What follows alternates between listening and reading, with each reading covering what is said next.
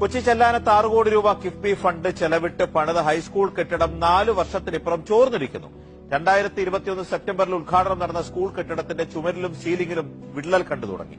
ഇതോടെ ആശങ്കയിലാണ് Puthenthode higher secondary സ്കൂളിലെ വിദ്യാർത്ഥികളും രക്ഷിതാക്കളും അധ്യാപകരും.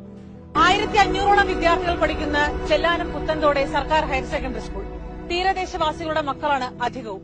ആ സ്കൂളിലേക്കുള്ള വഴി മുതൽ തുടങ്ങുകയാണ് പരാതി. 10ാം ക്ലാസ് കുട്ടികൾ ഇരുന്ന് പഠിക്കുന്ന ക്ലാസ് മുറിയാണിത്. ആ ക്ലാസ്സിലാണ് ഇങ്ങനെ ചുമർ വിണ്ട് കീറുന്ന ഒരു കാഴ്ച ഉണ്ടാകുന്നത്. 4 വർഷം മാത്രമായിട്ടുള്ളൂ ഈ കെട്ടിടത്തിന്റെ പണി പൂർത്തിയാക്കിയിട്ടെന്ന് പറഞ്ഞാൽ അത്ഭുതം തോന്നിയിട്ട്. തമിഴ്നാട് മോഡലിൽ ക്ലാസ് മുറിയിലെ സീറ്റിംഗ് മാറ്റിയതല്ല, ഇവിടെ കാര്യമായിട്ടുള്ള വെള്ളക്കെട്ടാണ്. മുകളിൽ നിന്ന് വെള്ളം ഊർന്നിറങ്ങുകയാണ്. ഇതോടെയാണ് ഇതിൽ നിന്ന് രക്ഷ നേടാൻ വിദ്യാർത്ഥികളെ ഈ രീതിയിൽ സീറ്റിംഗ് ക്രമീകരിച്ചിരിക്കുന്നത്. ബുക്കിലായിട്ടൊക്കെ വന്ന് വീഴും വെള്ളം, ഫാനിൽ നിന്ന് കറങ്ങി വന്ന് വീഴും. ഭയങ്കര ബുദ്ധിമുട്ടാണ് ഈ വെള്ളക്കെട്ട്. ഭയങ്കര ബുദ്ധിമുട്ടാണ്.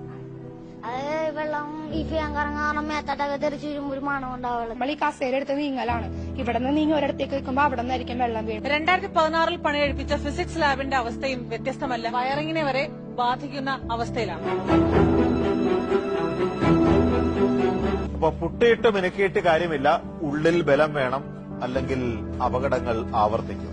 ഒന്നുപോലെയല്ലെല്ലാം എന്നർത്ഥം, ഒന്നുപോലെയെല്ലാമാണ് എന്നർത്ഥമില്ല. പക്ഷേ ഒന്നാണെങ്കിൽ പോലും പ്രശ്നമുണ്ടെങ്കിൽ അത് പ്രശ്നം തന്നെയാണ്.